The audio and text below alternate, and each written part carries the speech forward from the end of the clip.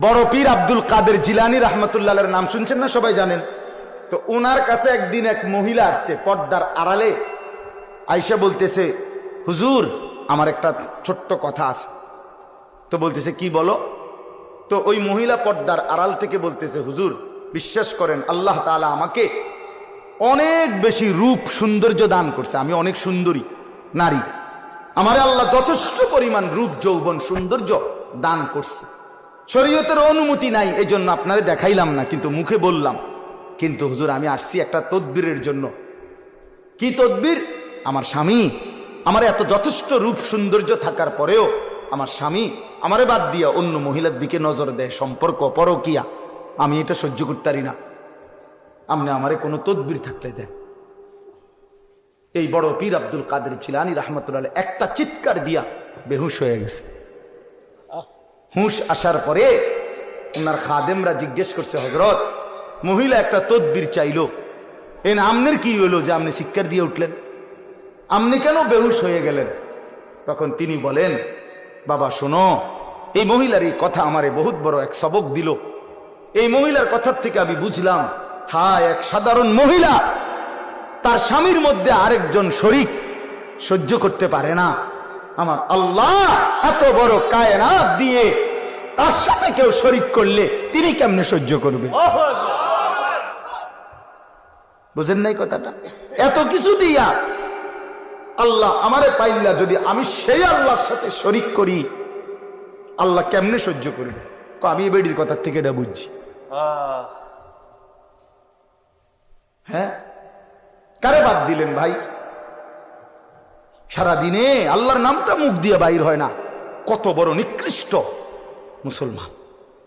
সারাটা দিনে 24টা ঘন্টার মধ্যে আল্লাহকে একটা সেজদা দিতে মন চায় না, কত বড় গাদ্দার এটা, কত বড় নিকৃষ্ট এটা, কত বড় অসভ্য।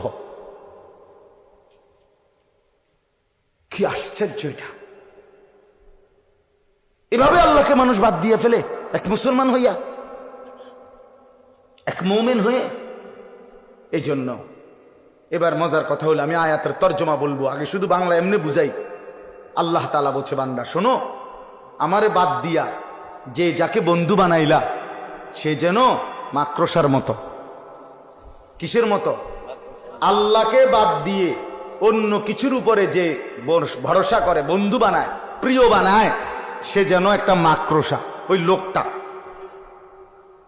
লোকটা যেন একটা মাকড়সা। কেমন মাকড়সা? যে মাকড়সা একটা বড় যত্ন করে ঘর বানাইলো। মাকড়সার ঘর দেখছেন? কথা বলছেন না? বলেন না। মাকড়সা চিনেন? ওই যে হাতির মতো ছোট্ট, এই মাকড়সার জাল মানে মাকড়সার ঘর খুব সুন্দর করে সে বানাইলো। তো আল্লাহ তাআলা বলেন, এবার তোমরাই বলো, এই পৃথিবীর মধ্যে যত ঘর আছে তার মধ্যে সবচেয়ে দুর্বল ঘর মাকড়সার ঘর। দুর্বল কোনো ঘর হয় চাচা? না, মাকড়সার ঘর। এটা যদি একটু বাতাস আসে সিরা বিরা পড়ে যাবে। একটা 6 মাসের বাচ্চাও যদি তার হাতালগি দেয় পড়ে যাবে, এত দুর্বল ঘর।